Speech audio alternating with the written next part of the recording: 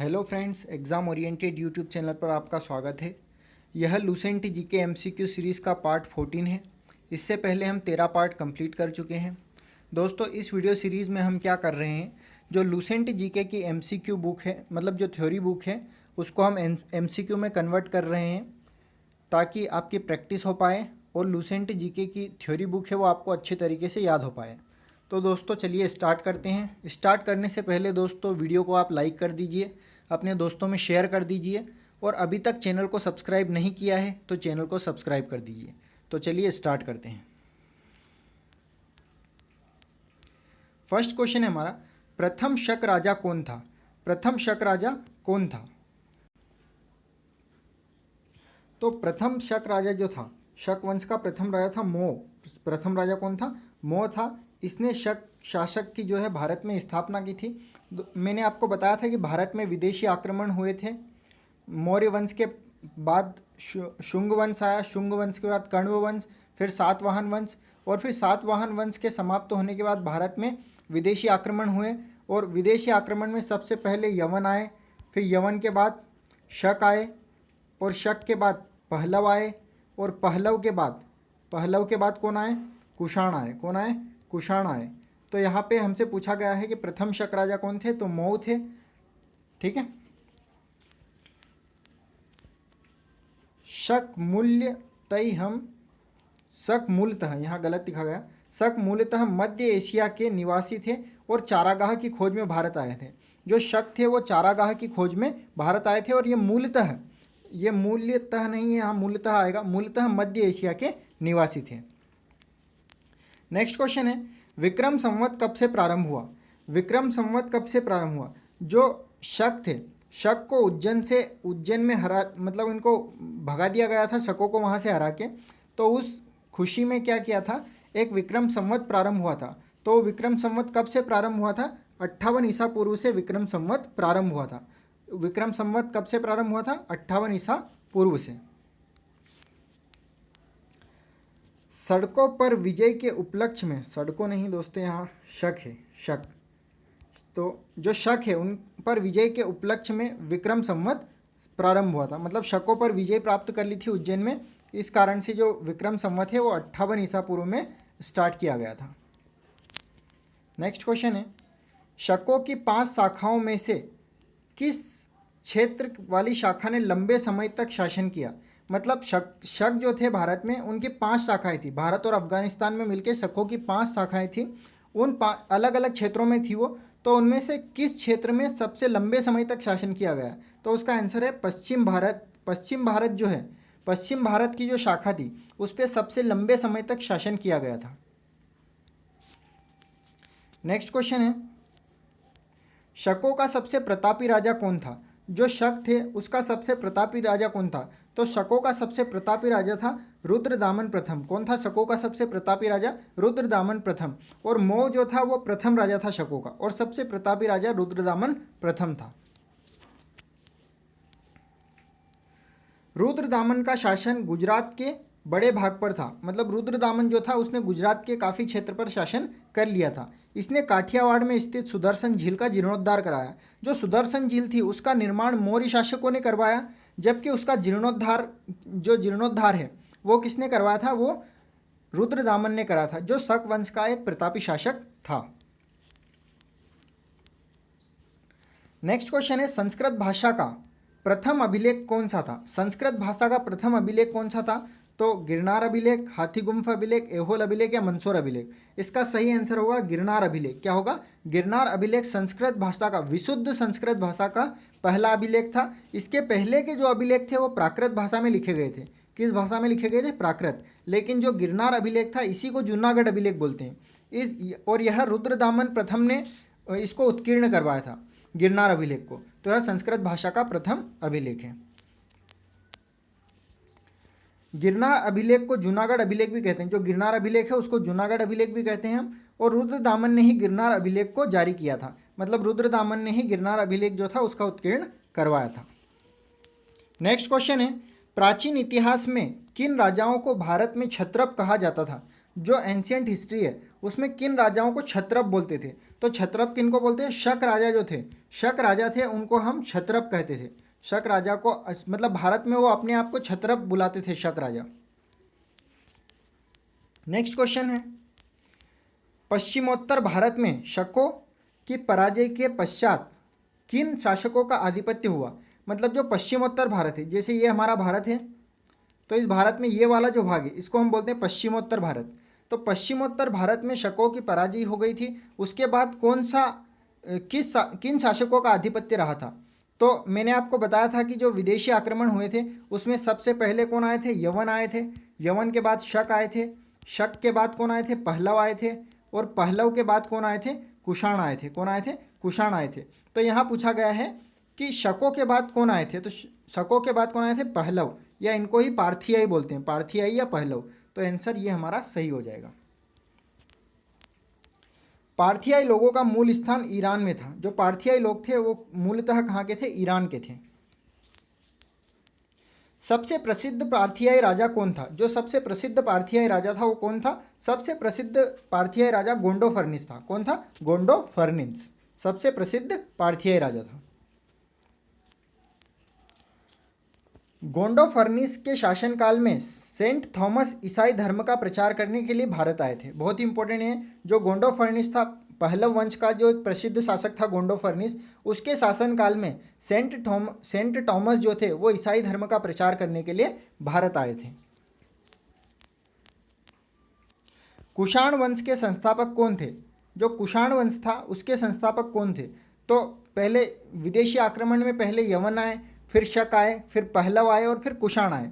तो जो कुषाण वंश था उसके संस्थापक कौन थे? कुजुल कटफिसेस। कौन थे? कुजुल कटफिसेस। कनिष्क मत लगा देना, कनिष्क इसके संस्थापक नहीं थे। कनिष्क इसके एक प्रतापी शासक थे, जबकि कुजुल कटफिसेस जो थे वो कुषाण वंश के संस्थापक थे। और कुषाण वंश का अंतिम शासक वासुदेव था। कौन था कुषाण वंश का अंतिम शासक? वासुदेव। तो यहाँ आंसर क्या रहेगा? कुजुल कटफिसेस।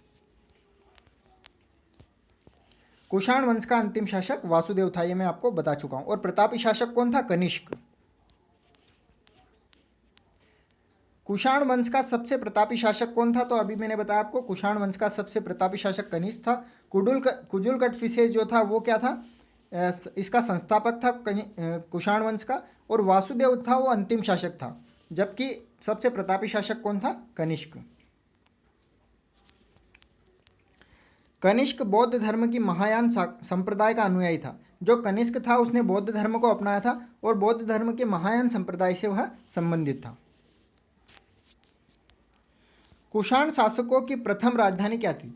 जो कुषाण शासक थे उनकी राजधानी क्या थी? तो उनकी राजधानी थी पेशावर, या जिसको हम पुरुषपुर प्राचीन काल में कहते थे। पुरुषपुर या पेशावर कुषाण शासकों की राजधानी थी। और बाद में इन्होंने राजधानी को मथुरा शिफ्ट कर दिया था। ठीक है, तो कुषाण की द्वितीय, यहाँ द्वितीय आएगा, मतलब दूसरे नंबर की जो राजधानी थी वो क्या थी? मथुरा थी। पहले नंबर की पुरुषपुर थी जिसको हम पेशावर कहते हैं, और दूसरे नंबर की जो उनकी राजधानी थी वह मथुरा थी। कनिष्क द्वारा शक संवत कब प्रारंभ किया? जो कनिष्क था उसने शक संवत को स्टार्ट किया था, वो कब किया गया था? तो 78 ईस्वी में। कब किया था शक संवत को स्टार्ट? 78 ईस्वी में। मैंने अभी आपको एक और बताया था संवत, विक्रम संवत। विक्रम संवत था, उसको 58 ईसा पूर्व में उस 58 ईसा पूर्व में प्रारंभ किया गया था। और जबकि 78 ईस्वी में कनिष्क द्वारा शक संवत को प्रारंभ किया गया था। कनिष्क 78 ईस्वी में कुषाण वंश का शासक बना था। कनिष्क जो था वो 78 ईस्वी में कुषाण वंश का शासक बना था। इसी उपलक्ष्य पर उसने क्या किया था? शक संवत को प्रारंभ किया था। शक संवत पर आधारित राष्ट्रीय पंचांग को भारत में सरकारी प्रयोग के लिए 22 मार्च 1957 से अपनाया गया। इसका पहला महीना चैत्र है। मतलब कि जो शक संवत है उसको भारत सरकार द्वारा प्रयोग में लाया जाता है। और इसको कब से प्रयोग में लाया जा रहा है? 22 मार्च 1957 से प्रयोग में लाया जा रहा है। और चैत्र इसका प्रथम माह है। चैत्र वैशाख ऐसे करके इसके माह होते हैं, तो प्रथम माह क्या है इसके? चैत्र। कुषाण काल में सबसे अधिक विकास किस क्षेत्र में हुआ? तो कुषाण काल में अगर देखें हम तो सबसे ज़्यादा विकास हुआ है वास्तुकला के क्षेत्र में। किस क्षेत्र में हुआ था? वास्तुकला के क्षेत्र में कुषाण काल में सबसे ज़्यादा विकास हुआ है। कुषाण काल में ही बुद्ध की खड़ी प्रतिमा का निर्माण हुआ। जो बुद्ध की खड़ी प्रतिमा है उसका कुषाण काल में निर्माण हुआ। यह एक उपलब्धि थी कुषाण काल की। बौद्ध धर्म की चौथी संगति, मैंने आपको बताया था कि जो कुषाण शासक थे उनमें कनिष्क थे। कनिष्क ने बौद्ध धर्म को अपनाया था। तो इन्होंने पूछा है कि बौद्ध धर्म जो है उसकी चौथी संगति हुई थी। 4 संगतियाँ हुई थी बौद्ध धर्म की, तो उसकी चौथी संगति किस राजा के शासनकाल में संपन्न हुई थी? तो वह राजा था कनिष्क। कनिष्क के शासनकाल में बौद्ध धर्म की चौथी संगति संपन्न हुई थी। जबकि पहली संगति अजातशत्रु के टाइम पे हुई थी बौद्ध धर्म की, दूसरी कालाशोक के टाइम पे, तीसरी अशोक के टाइम पे और चौथी कनिष्क के टाइम पे। और ये कहाँ हुई थी? अजातशत्रु जो है इसके टाइम पे राजगीर में हुई थी। कहाँ हुई थी? राजगृह में हुई थी। उसके बाद कालाशोक के टाइम पे वैशाली में हुई थी, वैशाली। और अशोक के टाइम पे पाटलिपुत्र में हुई थी।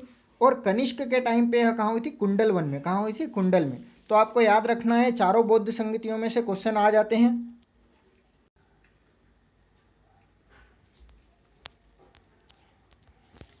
चौथी बौद्ध संगति ईस्वी की प्रथम शताब्दी में कुंडल वन में वसुमित्र अश्वघोष की अध्यक्षता में संपन्न हुई थी। जो चौथी बौद्ध संगति है वो ईस्वी की प्रथम शताब्दी में कहाँ हुई थी? कुंडल वन में हुई थी। और किसकी अध्यक्षता में? वसुमित्र या अश्वघोष, दोनों में से कुछ भी आ सकता है ऑप्शन में। वसुमित्र या अश्वघोष की अध्यक्षता में संपन्न हुई थी। और शासक कौन था? कनिष्क। कनिष्क के शासनकाल में बौद्ध धर्म की चतुर्थ बौद्ध संगति संपन्न हुई थी। नेक्स्ट क्वेश्चन है, किन शासकों ने सोने के सर्वाधिक शुद्ध सिक्के जारी किए?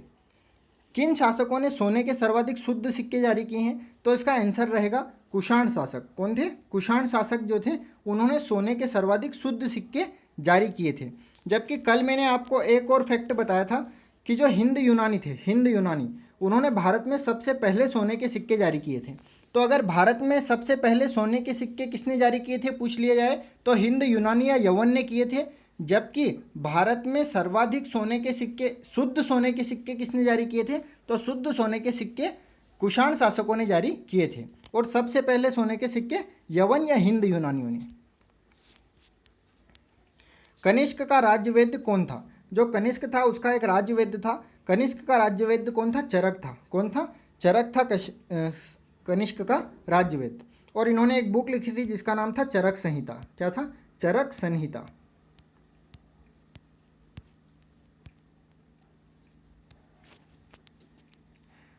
चरक संहिता की रचना आयुर्वेद के विख्यात विद्वान चरक ने की थी। जो चरक संहिता थी उसकी रचना किसने की थी? चरक ने। बौद्ध धर्म का विश्वकोश किसे कहा गया है? एक ग्रंथ है जिसको क्या कहा जाता है? बौद्ध धर्म का विश्वकोश। तो बौद्ध धर्म का जो विश्वकोश है वह किसको कहा गया है? बौद्ध धर्म का विश्वकोश कहा गया है महाविभास सूत्र को। किसे कहा गया है? महाविभास सूत्र को बौद्ध धर्म का विश्वकोश कहा गया है। और इस महाविभास सूत्र जो है इसके रचनाकार कौन है? वसुमित्र। कौन है? वसुमित्र। तो महाविभास सूत्र के रचनाकार याद रखना आपको कौन है? महाविभास सूत्र के रचनाकार वसुमित्र है। और इसे क्या कहा गया है? इसे कहा गया है बौद्ध धर्म का विश्वकोश। बहुत ही महत्वपूर्ण क्वेश्चन है। बौद्ध धर्म का विश्वकोश किसे कहा गया है? महाविभास सूत्र। और रचनाकार कौन है? वसुमित्र। इनमें से किस ग्रंथ को बौद्धों का रामायण कहा गया है? अब बौद्धों का रामायण किसे कहा गया है? तो बौद्धों का रामायण कहा गया है बुद्ध चरित्र को। किसे कहा गया? बुद्ध चरित्र को बौद्धों का रामायण कहा गया है। ठीक है। इससे पहले हमने क्या देखा था कि बुद्ध का विश्वकोश किसे कहा गया? तो विश्वकोश महाविभास सूत्र को कहा गया है। जबकि जो बौद्धों का रामायण है वह बुद्ध चरित्र को कहा गया है। और बुद्ध चरित्र के रचनाकार कौन है? अश्वघोष। कौन है? अश्वघोष।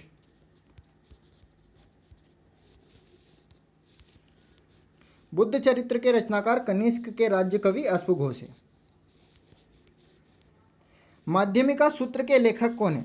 जो माध्यमिका सूत्र है इसके लेखक कौन है? तो माध्यमिका सूत्र एक ग्रंथ है जिसके लेखक है नागार्जुन। कौन है? नागार्जुन। माध्यमिका सूत्र बुक के लेखक कौन है? नागार्जुन है। और ये कनिष्क के ही समकालीन रहे हैं, मतलब कनिष्क की विभूतियों में से एक थे नागार्जुन। तो इसी पुस्तक में नागार्जुन ने सापेक्षता का सिद्धांत प्रस्तुत किया था। जो पुस्तक अभी मैंने आपको बताई है उस पुस्तक का नाम क्या है? नागार्जुन की पुस्तक का नाम है माध्यमिका सूत्र। माध्यमिका सूत्र में क्या बताया गया है, जो सापेक्षता का सिद्धांत है, सापेक्षता का सिद्धांत है वो नागार्जुन ने बताया था, जो कि अब जो है वो आइंस्टीन ने बताया है काफ़ी समय के बाद। इसलिए नागार्जुन जो है उनको भारत का आइंस्टीन कहा जाता है। नागार्जुन को क्या बोला जाता है, भारत का आइंस्टीन कहा जाता है। और नागार्जुन की जो पुस्तक है माध्यमिका सूत्र, उसमें सापेक्षता का सिद्धांत उन्होंने प्रस्तुत किया था। देवपुत्र किन शासकों को कहा जाता था, तो देवपुत्र किन्हें कहा जाता था, जो कुषाण शासक थे, कुषाण शासक, वह अपने आप को क्या कहते थे, देवपुत्र कहते थे।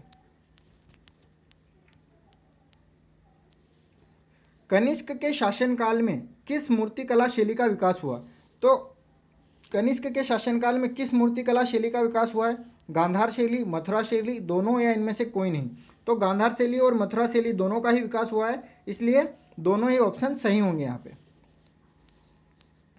गांधार कला के लिए तक्षशिला प्रसिद्ध है, और जो गांधार कला है उसके लिए क्या कहाँ प्रसिद्ध, कौन सा स्थान प्रसिद्ध है, तक्षशिला उसके लिए प्रसिद्ध है।